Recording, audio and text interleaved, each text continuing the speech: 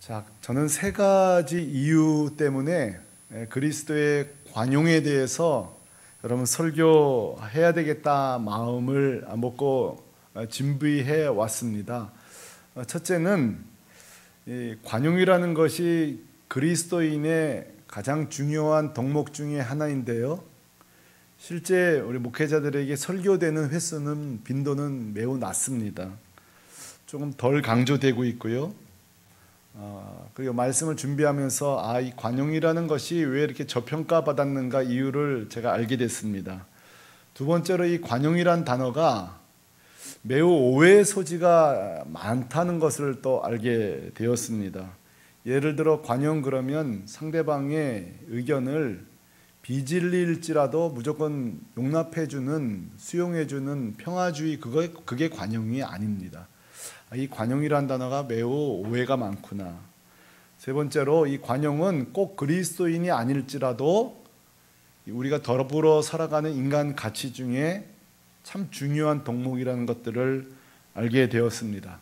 자, 마침 빌립보서 4장 5절에 이 관용에 대한 주제가 나온 터라 오늘 말씀을 이렇게 전하게 되었습니다. 수요 예배 시간에 좀 숫자가 적게 나오고 사실 이 영상을 시청하는 분도 좀 적어서 아쉬움은 있습니다만 관용에 대해서 제가 몇 차례 설교를 할 계획이기 때문에 괜찮고요. 또 오늘은 개념적인 내용만 살피고 실천적인 덕목까지 합쳐서 가까운 시일 내 주일에 정말 그리스도의 관용에 대해서 제가 설교하고자 합니다. 자, 오늘 말씀은 이렇게 시작돼요. 빌립보 성도들에게 바울이 권면하고 요청을 하기를, 한번 따라 하실래요? 너희 관용을 모두에게 알게 하라. 좀 불친절하지 않아요? 관용이 뭔지 좀 설명을 일단 해놓고, 그죠? 관용이란 이런 것인데 이것을 모든 사람을 알게 해라 하지 않고요. 처음부터 명령을 하고 있는데요. 자, 관용을 행해라도 아니고 관용을 알게 하라 이렇게 말하고 있습니다. 여기서 말하는 알게 하라는 말은 우리가 설교 시간에 많이 듣게 되는 헬라어예요. 기노스코인데 이것은 가르쳐서 배우는 게 아니라 체험해서 배우는 거를 알게 하다라는 뜻이에요. 그러니까 관용을 관용이라 이런 거야 하고 설명, 지적으로 동의를 얻어내라는 것이 아니라 상대방으로 하여금 관용을 경험케 만들라는 거예요. 체험하게 만들라는 거예요. 제가 여러분에게 어디 김치찌개집이 맛있습니다가 아니라 데려가는 거예요. 여러분을 모셔가서 맛있죠? 네, 맛있죠? 이게 관용, 알게 하다라는 단어죠. 오늘 이 관용을 알게 해주라는 거예요. 경험케 해주라는 거죠. 자, 두 번째로 관용을 교인이 아니라 모든 사람에게, 그러니까 교회 밖에 있는 일반 이웃들과 시민들에게도 이 사실을 체험하게 해주라. 정리해보면 관용이란 배우는 게 아니라 경험하는 것이다. 둘째, 이 관용은 성도들에게만 필요한 것이 아니라 시민으로서, 한 인간으로서 필요한 것이다 이렇게 말하고 있습니다. 자, 오늘 바울이 관용이란 주제를 꺼낸 이유는 우리는 지난번 설교부터 알고 있어요. 왜냐하면 관용을 베풀어야 될 상황이 벌어졌어요. 뭐죠? 이 빌립보 교회 안에 두 여성이 갈등이 생긴 거예요. 싸움이 벌어졌다고요. 그래서 그것을 해결하는 방법이 관용이라는 거예요. 자, 제가 갈등이라는 단어를 썼죠. 여러분, 갈등이라는 단어가 한문이 재밌습니다. 칡나무 갈자에다가 등나무 등자를 썼어요. 그래서 이게 다 콩과 나무잖아요. 칡나무와 등나무가 막 엉켜 있는 거, 풀 수 없게 엉켜 있는 이 갈등이란 단어가 그림만 봐도 알 수 있겠죠. 그런데 이 갈등, 칡나무와 등나무가 사람이 풀 수 없는 정도로 얽혀 있는 이 갈등을 푸는 방법이 뭐예요? 관용이라는 거예요. 근데 여러분, 관용이란 단어가요, 오늘 한문 많이 가르쳐 줍니다. 관용이란 단어도 재밌어요. 너그러울 관자에다가 얼굴 용자도 있죠. 그래서 용한, 왕의 그 얼굴 용한이라고 하지만 담을 용자도 있어요. 그러니까 관용 그러면은 상대방을 내 안에 담는 그릇을 말하는 거예요. 상대방을 포용하는 내 그릇. 그래서 여러분, 사람이 이게 좀 넉넉한 사람을 뭐라 그러죠? 관대하다 그러죠. 자, 이 관용을요 그림으로 설명하면요 더 재밌습니다. 이 관대한 사람은 그릇이 큰 사람이에요. 이 독처럼. 예, 그림이 큰 사람이 있어요. 그런가 하면 어떤 사람은 종지 그릇 같은 사람이 있다고요. 자, 여러분은 어느 쪽입니까? 머리로는 이쪽인지 몰라도 실제 우리 삶 속에서 여러분 종지 그릇과 같은 쪼만해가지고 옹졸한, 예, 옹졸한 그 종지 그릇 같은 그런 삶이 우리 가운데 있죠. 그러니까 상대를 포용하는 능력이 관용인 거예요. 자, 나의 관용을 한번 생각해 보시죠. 구수하고 넉넉한 이 된장을 담는 이 넉넉한 독과 같은 마음인가? 이 간장 몇 조각 들어가는 종지 같은 그릇인가? 자, 이게 바로 지금 일반적으로 살펴본 성경적인 게 아니라 일반적인 관용의 개념이에요. 상대방을 포용하는 실력, 능력. 그래서 큰 그릇도 있고 종지 그릇도 있고. 자, 이제 여러분 성경적 의미가 궁금하지 않습니까? 성경적으로는 관용이 어떤 의미인가? 훨씬 더 포괄적이에요. 여러분, 이 관용이란 말이 에피에이케스라는 말인데요. 이 말은 상대방이 뒤처진 게 보여요. 부족한 게 보여요. 근데 그 뒤처진, 상대방이 연약하고 뒤처진 것을 참아주는 마음이 관용이에요. 그러니까 우리 아이들 뒤처질 때 그걸 참아주는 엄마의 마음이 관용이라고요. 두 번째로 상대방을 동정하거나 하대하거나 무조건 가르쳐 드리려는 게 관용이 아니에요, 여러분. 이 관용은 그 사람을 동등한 존재로 인정하는 게 관용이에요. 예를 들어서 여러분, 외국에서는요, 장애인이 지나갈 때에 우리가 가서 돕는 것도 여러분 그거 올바른 태도 아닙니다. 그건 하대하는 거예요. May I help you? 이러죠. 제가 도와드릴까요? 물어봐야 돼, 그것도. 외국은 그것도 내가 막 도와주고 싶다 그래서 돕는 거 아니에요. 그거조차도 외국은 물어봐야 돼요. 왜? 외국에서는 장애를 이렇게 불편한 걸로 보지 않아요. 동정의 대상이 아니에요. 불쌍함의 대상이 아니에요. 도와주는 것도 물어보고 있죠. 자, 상대방을 하대하는 게 관용이 아니에요. 나보다 못났으니까 도와주는 게 관용이 아니에요. 동등한 존재로 봐주는 게 관용이에요. 자, 2번부터가 아마 우리에게 좀 낯설 거예요. 자, 세 번째로 상대방이 부족한 게 분명해요. 그럼 관용은 참아주는 것에서 끝나는 게 아니라 그것을 부족한 부분을 비난하는 것이 아니라 채워주는 데까지가 관용인 거예요. 그러니까 여러분 보세요. 사랑하고 용서하는 거는 어떻게 보면 소극적인 태도예요. 용서는 그래 다음부터 그러지 마 하고 끝나는 거잖아요. 근데 관용은 한 걸음 더 나가는 거예요. 그러지 마가 아니라 내가 같이 도와줄게. 같이 해줄게. 같이 내가 채워줄게. 그러니까 용서보다 관용이 훨씬 더 능동적이고 실천적인 덕목이에요. 전화로도 우리는 그래 지난번 내 일 내가 용서할게. 하지만 관용은 전화로 할 수 있는 게 아니에요. 만나서 실제적인 동작을 통해서 행동을 통해서 그 사람을 채워주는 거죠. 그러니까 우리가 알았던 단순히 아까 일반적인 개념은 상대를 수용해주는 정도가 아니에요. 성경적으로 볼 때는. 참아주고 동등하게 보고 채워주는 마음. 그래서 여러분 이 관용이라는 단어가 신약 성경에 무려 8번이 쓰였는데요. 이 8번이 다 이 3가지하고 연결이 되어 있어요. 첫째가 뭔가 하면은 우리 예수님의 성품을 설명할 때 이 관용. 자, 여러분 그동안 예수님 성품을 여러분 떠오르는 게 뭐예요? 믿음, 능력, 전지전능 이런 거잖아요. 근데 여러분 관용이 예수님의 중요한 덕목이에요. 두 번째로 이 관용이라는 것은 교회 직분자의 중요한 기준이에요. 여러분 우리 교회도 언젠가는 또 직분을 세우겠습니다만 그 임직식 할 때에 안수 집사, 장로님들 앞에 나올 때 목사님들이 안수 기도할 때에 보통 뭐라고 기도하죠? 믿음을 주시고 리더십을 주시고 명철을 주시고. 그런데 저는 한 번도 관용을 들어본 적이 없어요. 한번 생각해 보세요. 이 장로님에게 관용을 주시고 이 목사님에게 관용을 주시고 그런 적이 있나요? 제가 왜 저평가됐다는 게 아시겠죠? 사실은 이렇게 중요한 덕목인데 이게 예수님의 본질적인 성품이고 교회 직분의 선발 기준이었어요. 관용이 없다는 것은 교회 중직자가 될 수 없는 거였어요. 근데 지금도 우리에게는 좀 저평가되고 있어요. 예수님 그러면 전지전능, 무한 이런 것들은 우리가 사모하지만 예수님의 관용은 별로 우리가 사모하지 않아요. 명철, 지혜, 리더십, 탁월, 머리가 될지어다 이런 문장들은 너무 좋아하는데 관용이라는 거에 대해서는 우리가 그렇게 사모하지 않아요. 마지막으로 베드로전서 2장 18절 보면 그리스도인 직장인의 덕목이 관용이에요.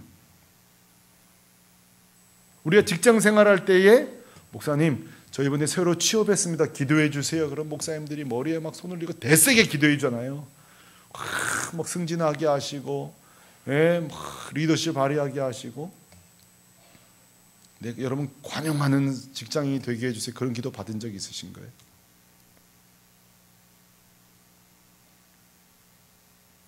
자, 중요한 질문을 제가 드려볼게요. 관용이 이렇게 중요한데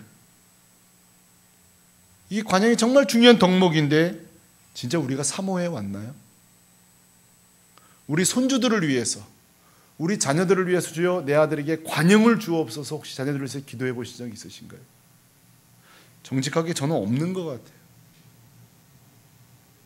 우리의 지혜, 명철, 천재까지는 안 바라지만 비슷하게는 되게 해주시고 그런데 관용을 우리 아이에게 주옵소서 못했던 것 같아요. 주님 닮게 해주세요. 주님의 전능하심, 권능, 치유, 능력. 제가 주님 샘물결교회에 제가 관용이 있는 목사, 담임 목사 되게 하옵소서 이런 기도를 저는 안 해본 것 같아요. 우리가 믿음이 없음 또는 교회에 이렇게 빠졌을 때는 회개 기도하지만 내가 관용이 없는 것 때문에 회개 기도해 보신 적 있으신가요? 내게 이 관용이 없음 때문에 괴로워해 보신 적 있으신가요? 자, 그렇다면 우리에게 이 관용이라는 것은 별로 선호되어지지 않았다. 그리고 저평가되고 강조되어지지 않아 왔다. 그 이유는 왜 그럴까요? 이 관용은 매우 우리의 본성을 눌러야만 실행되는 성품이기 때문에 그래요. 힘 있는 사람이 되세요. 언변이 좋은 사람이 되세요. 강한 사람이 되세요. 이런 거에는 아멘하지만 수용하고 용납해주고 채워주고 있는 그대로 봐주세요. 이런 부분에는 우리의 본성과 잘 맞지 않기 때문이에요. 자, 그러면은 오늘 참 그래서 저는 이 말씀을 다행스럽게 생각해요. 평생 여러분 우리가 주님 나라 갈 때 이 관용에 대해서 설교를 못 듣고 천국 갈 수도 있는 거예요. 혹시 관용에 대해서 오늘 처음 설교를 듣는다. 용서하고는 비슷하지만 또 용서보다 더 나아가는 내용이거든요. 오늘 그런 의미에서 관용에 대해서 저는 개인적으로 설교할 수 있는 게 너무 기쁘고요. 이렇게 관용에 대해서 한번 정리할 수 있는 게 매우 기쁘게 생각합니다. 근데 여러분 큰일 났어요. 막상 이 관용에 대해서 우리가 알아보니 이게 결국 쉬운 성품이 아니에요. 그렇죠? 우리가 쉽게 할 수 있는 본성이 아니에요. 우리 안에 있는 게 아니에요. 주님의 성품이에요. 그러니 교회의 직분자의 기준이고 참 중요한 거죠. 그런데 오늘 바울은 우리에게 뭐라 그러죠? 이 관용을 모든 사람에게 경험케 하라는 거예요. 우리를 통해. 우리가 만나는 사람들, 우리가 만나는 직장 동료에게, 우리가 만나는 친지들, 이웃들에게 이 관용을 맛보고 경험하게 해주라는 거예요. 그러면 어떤 분이 이렇게 말할지 몰라요. 목사님, 오늘 설교 알겠는데요. 솔직히 우리가 관용을 좀 경험해 봤어야 우리가 관용을 베풀지요. 제 부모님은 사실 관용이라는 건 1도 없는 분이셨습니다. 여러분 그러실 수 있어요. 제가 동감합니다. 이해됩니다. 맞죠? 정직하게. 우리도 누군가에게 있는 그대로 동등함을 경험하고 우리의 부족함을 기다려주고 우리의 부족한 것들을 정죄받지 않고 채워줬던 경험, 그런 관용을 맛봤던 경험이 없는데 목사님 우리가 어떻게 관용할 수 있겠냐고. 저는 공감되어져요. 우리 다 해당되실 거예요. 일단 관용이 없는 시대니까요. 그러나 성도 여러분, 한번 정직하게 자문해 봤으면 좋겠어요. 진짜 우리가 관용을 맛보지 못했을까요? 살아오면서 정말 우리가 관용을 한 번도 경험을 못했을까요? 사실 우리는요, 관용 때문에 여기 서 있습니다. 무슨 말일까요? 넉넉한 관용은 아닐지라도요, 우리가 갓난아기 때 우리 부모님이 진짜 우리를 있는 그대로 봐주지 않고 관용하지 않았으면 우리를 키우지 못했을 거예요. 여러분 다 자녀 키워보셨죠? 저는 자녀를 키우면서 부모님 생각을 참 많이 했어요. 참 부모님 생각을 많이 했어요. 이 자녀 키우는 게 참 어렵구나. 이 아이를 있는 그대로 봐준다는 게 너무 어렵구나. 그러면 우리가 그 말 못하는 갓난아기 시절부터, 물론 배 아파 낳은 귀한 생명이긴 하지만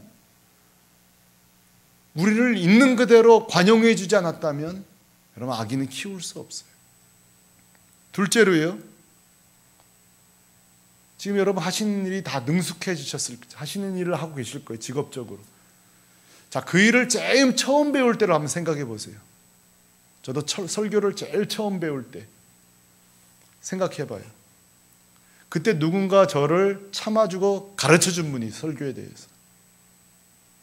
자, 지금 우리가 하고 있는 일은요, 이 일을 관용하면서 가르쳐 참고 인내하고 참아준 사람들이 있기 때문에 지금 현재 우리는 그 일을 하고 있는 거예요. 저는 지금도 잊지 못하는 일이 있어요. 저희 아버지가 저를 자전거를 가르쳐 주신 일인데요, 이거 우리끼리 얘기지만 제가 자전거가 이게 안 되는 거예요. 자전거가 남들은 하루만 타는데요, 저는 안 돼요. 그래가지고 얼마나 홍군형도 많이 났는지 몰라요. 그래서 제가 안 탄다 그랬어요, 아버지 보고. 근데 아니라는 거, 타야 된다는 거예요. 끝까지 제가 이제 배웠는데 지금 생각해보면 관용이에요, 관용. 그래, 못하는 게 있지 뭐 이러면서 그냥 너는 평생 자전거 못하겠구나 해주면 좋을 텐데, 끝까지 뒤에서 자전거가 뭐죠? 잡아주잖아요. 뒤에서 자전거 가르쳐 보셨죠? 뒤에서 잡고 달려 같이 가는 게 보통 힘든 게 아닙니다. 자, 우리가 지금 하는 일들이요, 사실 우리 직장과 조직에서 넉넉하게 관대하지 혹시 않았을지 몰라도, 종지 같은 관용일지 몰라도 그래도 초보 시절 용납해 준 분이 있을 거예요. 자, 우리도 사실은 관용을 맛보고 여기까지 온 거예요. 자, 이것마저도 여러분 가운데 없는 분이 있을 수 있죠. 어린 시절에 부모님 돌아가셨다든지 진짜 너무너무 돕는 사람 없는 가운데 여기까지 잘 오신 분도 있을 수 있어요. 관용이 진짜 모른다고 할 수 있죠. 그러면 그때는 우리의 구원을 한번 생각해 보십시다. 우리의 구원을. 우리 구원은요, 사실은 관용의 과정을 거쳐서 우리 구원은 이루어집니다. 설명해 볼까요? 자, 하나님은 거룩하신 분이에요. 거룩한 하나님이 더럽고 추한 죄인 우리와 함께 있을 수가 없어요. 그렇죠? 죄인인 우리를 향한 하나님이 하실 방법은 심판밖에 없어요. 그게 하나님의 공의예요. 그런데 죄인인 우리를 용서하기로, 구원하기로 작정하셨어요. 그걸 우리는 구원의 계획이라고 그래요. 여러분, 우리의 구원은요, 하나님의 관용이 없으면 계획이 이루어질 수가 없어요. 저놈들 죄 짓구나, 심판. 두 번, 세 번 용서했는데도 또 짓구나, 심판. 자, 우리의 구원은 관용이라는 과정이 없으면 우리의 구원은 이루어질 수 없는 거예요. 여러분, 예수님도 보세요. 예수님께서 오셔서 능력으로 우리 죄를 없앤 게 아니라 자기의 죽음을 통해 우리를 죄를 사하셨어요. 여러분 믿습니까? 여러분, 예수님 십자가 그 은혜는요, 관용의 최고예요. 최고의 관용이에요. 자신의 몸을, 동등된 우리의 죄의 몸을 동등되게 맞바꾸셨어요. 우리를. 그리고 심지어 자기를 십자가에 못 박은 자라서 저들이 자기가 하는 일을 알지 못하고 저러는 거라고 하나님 마음에 담아버리셨어요. 그런가 하면 여러분 보세요. 우리가 구원받은 후에도 항상 죄질 생각만 하잖아요. 예. 우리가 구원받은 후에도 계속 죄 가운데 살아가요. 그때마다 저는 베드로를 생각해요. 베드로가 3번이나 예수님을 부인했잖아요. 예수님에게는요 수많은 제자들이 있었어요. 꼭 베드로일 필요는 없는 거예요. 여러분, 놀라운 관용이 있죠.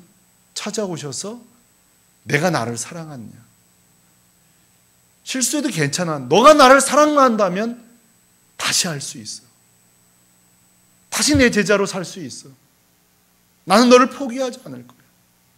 저는 베드로를 많이 생각해요. 제가 실수하고 넘어질 때마다 베드로를 많이 생각해요.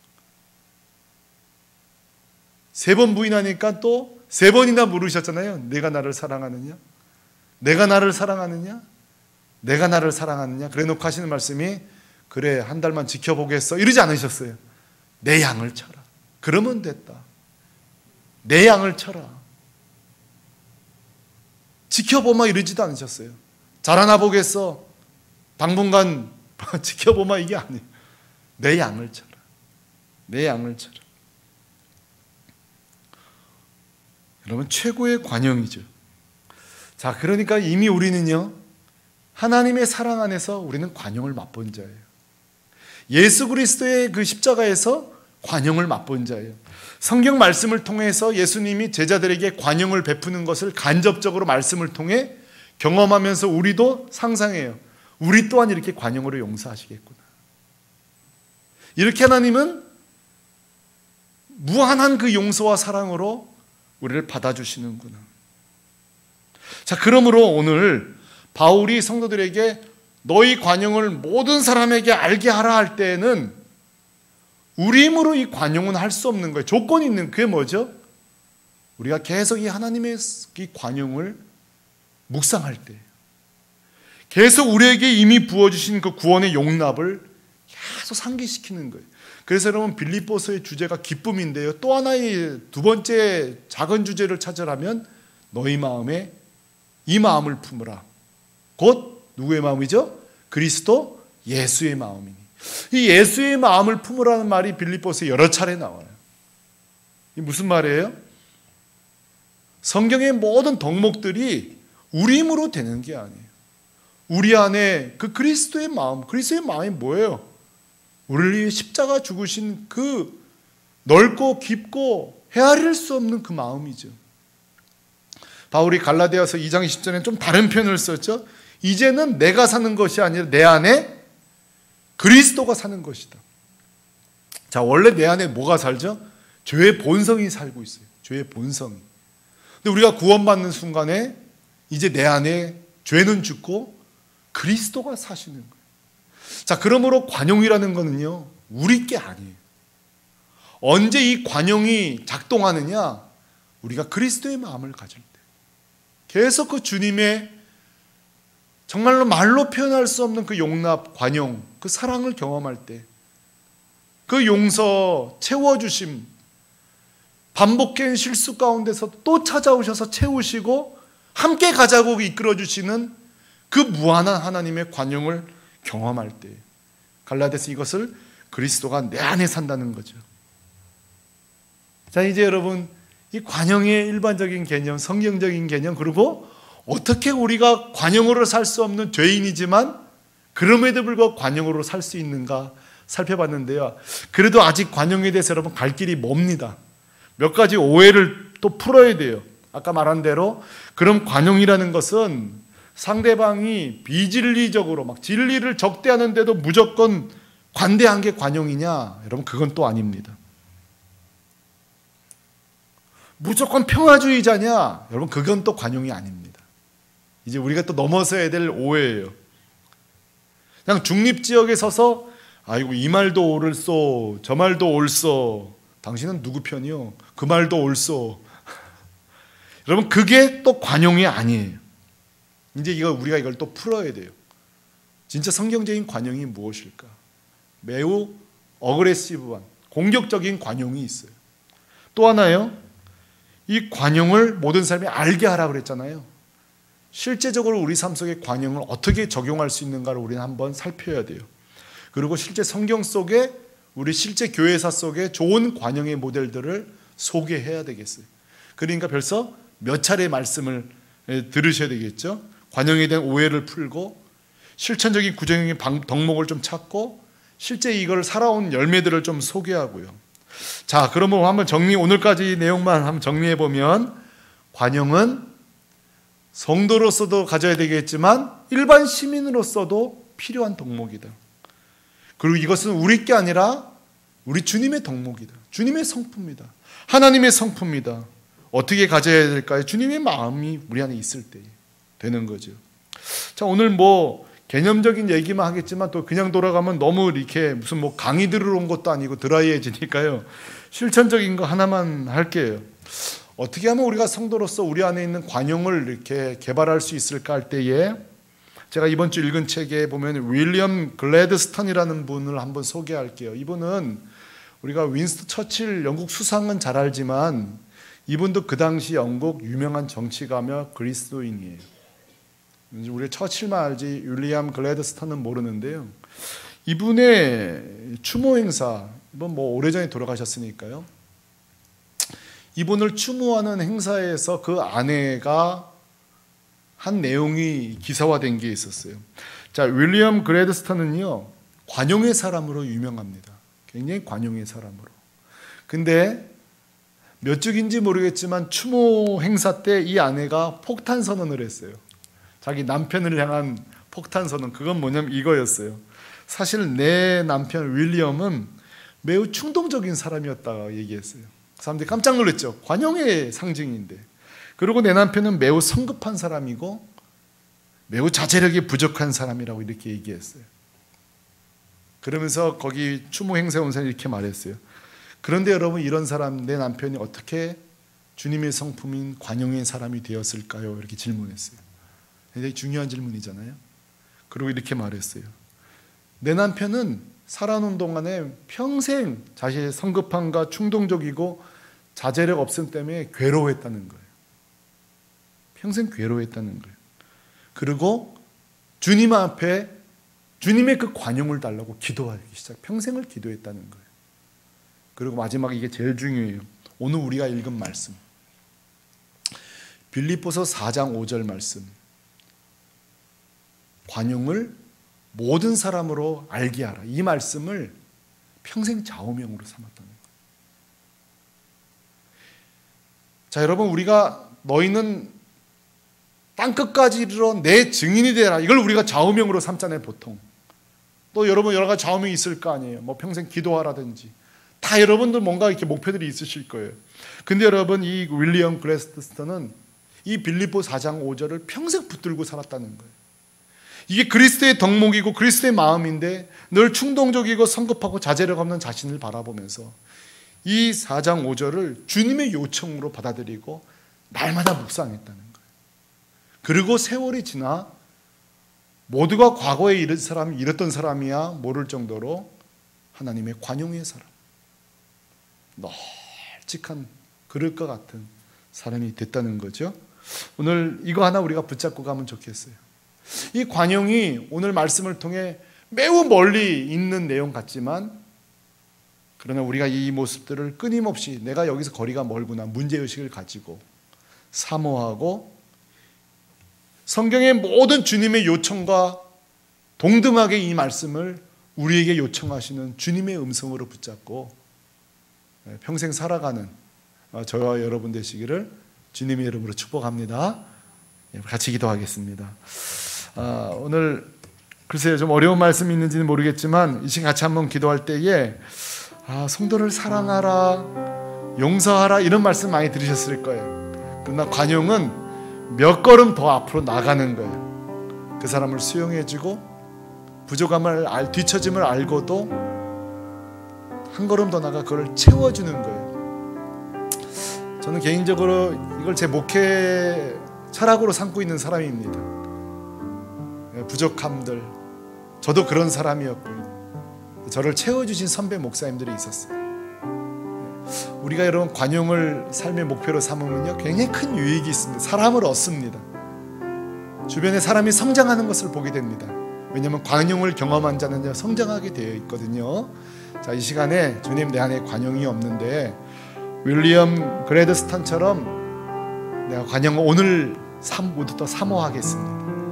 이것을 내 삶의 주님의 요청으로 받아들이겠습니다. 같이 기도하겠습니다. 하나님 아버지,